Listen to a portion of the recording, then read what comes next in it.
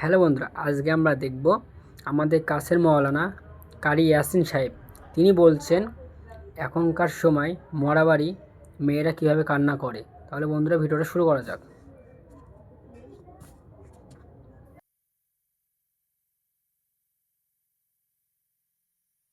আমাদের দেশের মেয়েরা কি বলছে, লোক মরে গেলে বিরাট মজা পায়, তাই না?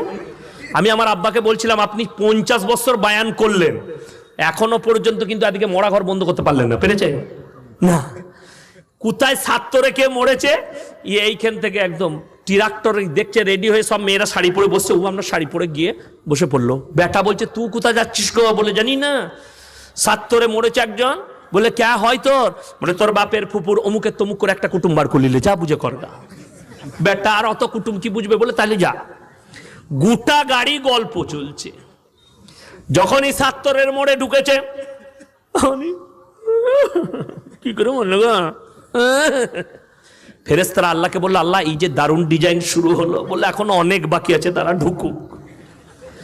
এই ঘরের ভেতরে গিয়ে কাঁদছে, খালা তুই কি করে মরে গেলি? খালা বলছে, দেখে কাঁদলো, আমি মরিনি, তোর খালু মরেছে। ও তো আন্দাজে চালাচ্ছে, ওদের জানে না কেমন মাছে আলু খেতে গেছে, বুঝতে পেরেছেন না? পারেননি। আহা হা, আমার মায়েরা, আপনারা ইমানদারের সঙ্গে বলুন, মায়েরা ভিড় করলে বেশি নাকি না ছেলেরা গিয়ে জানাজা পড়ে মাটি দিলে বেশি নাকি? তাড়াতাড়ি বলুন। ছেলেরা গিয়ে, তুমি বললে না বেটা চলে যাও, তোমার বাপের মামাই তো ভাই হয়, আমাদের আত্মীয় হয়, তুমি গিয়ে জানাজাটা পড়ে এসো, মাটি দিয়ে আসবে, তুমি দেখা করে আসবে, তোমার খালার সাথে বলবে মা আসতে পারেনি, পর্দার খেলাপি হবে বলে আমাকে পাঠিয়েছে, খুব ভালো। কিন্তু না, আমি যাব। সে যা গেল গেল। আমি তখন তালবিলিম, বুঝতে পারলেন, স্কুলেও পড়ি আর মাদ্রাসাতেও পড়ি।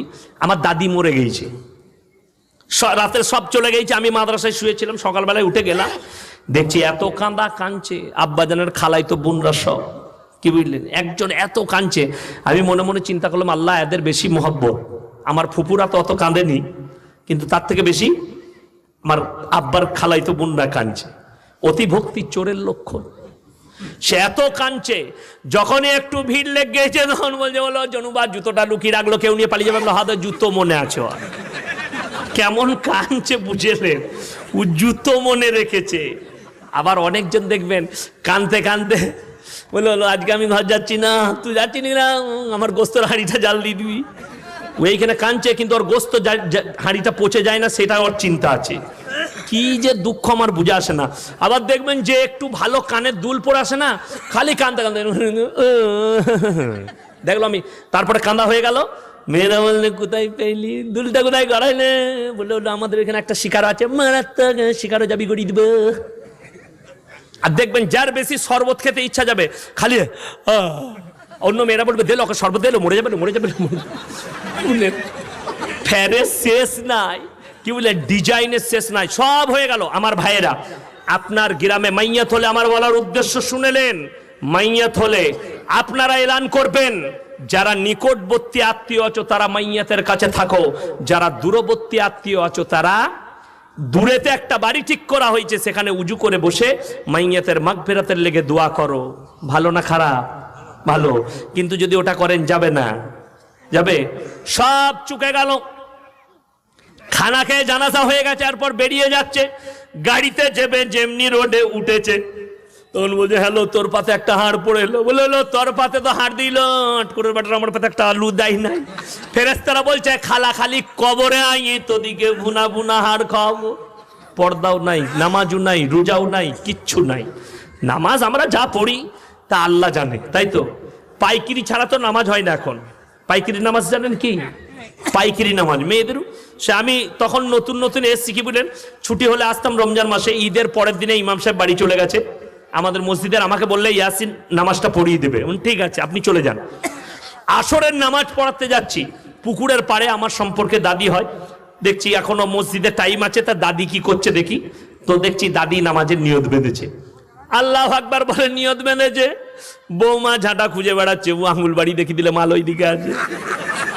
আমি বললাম, হ্যাঁ গো দাদি, এইটা কি নামাজ? বলে, তোরা দুদিনকার মৌলবি, তোরা কি জানিল? আমরা বাপ দাদুর কাল থেকে এরকম পড়ছি। কেউ কেউ আবার নামাজের নিয়ত বেঁধে একদম রান্নাঘরের সামনে নিয়ত বেঁধেছে, বিড়াল ঢুকছে সূরা ফাতিহা পড়তে পড়তে বলে বিল। ফেরেশতারা আল্লাহকে বলে আল্লাহ সূরা ফাতিহায় বিল কোথা থেকে এলো? বলে ওদিকে খালি ছেড়ে দে, কবরে আসুক বুঝতে পারবে।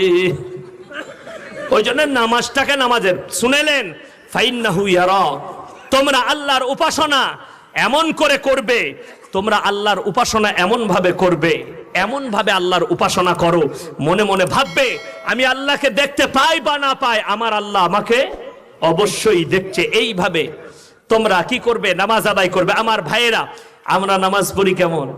আমরা পাইকারি নামাজ। একজন কোনোদিন নামাজ পড়ে না, সে দেখলে জলসার স্টেজে এসার নামাজ হচ্ছে, ফেরে পড়ে গেছি, কি করব? দেখে দেখে চালিয়ে দেবো।